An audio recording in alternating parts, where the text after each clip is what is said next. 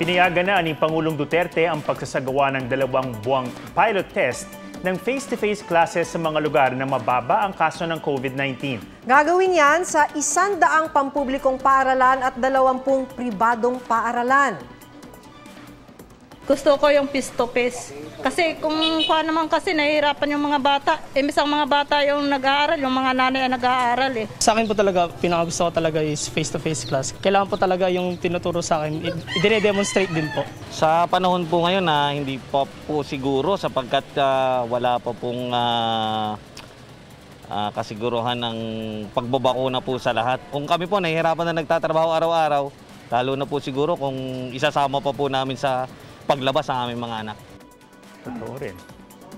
Pagtitiyak naman ni DepEd Secretary Leonor Briones, mahigpit ang kondisyon sa pagsasagawa ng pilot test ng face-to-face classes para sa kaligtasan ng mga estudyante.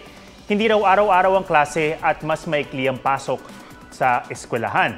Limitado rin ang dami ng mga mag-aaral sa bawat classroom. Mga kindergarten, grades 1 to 3 at ilang senior high school students ang kasali rito.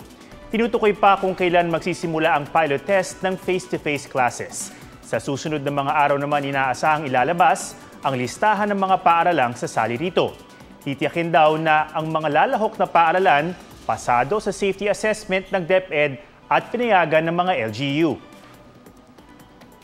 Kailangang may written consent ng mga parents na papayag sila na yung kanilang anak ay sasali sa pilot classes. Ang facilities ng Department of Education kailangang handa para sa requirements of the IATF and the Department of Health para magkaroon tayo ng social distancing, sapat na tubig, gamot, close location to health units. Very, very strict ang health standards natin. Kinakailangan na nating mag-pilot ng face-to-face. Issue na rin po ito ng health, mental health ng ating mga kabataan at issue na rin po ito ng ekonomiya. Kasi baka meron tayong henerasyon na mawala dahil wala po tayong face-to-face.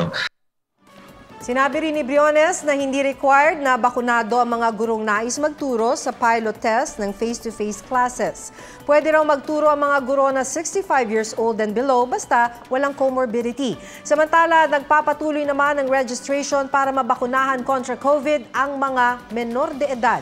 Ayon kay Health Undersecretary Mirna Cabutahe, pinayagan na ng all-expert group ang pagbabakuna sa mga 12 to 17 years old. Inaayos na raw ang guidelines para rito at maaaring masimulan na sa susunod na buwan.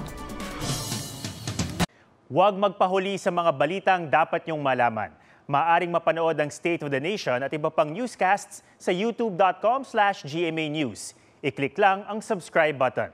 Sa mga kapuso naman abroad, maaari kaming masubaybayan sa GMA Pinoy TV at www.gmanews.tv.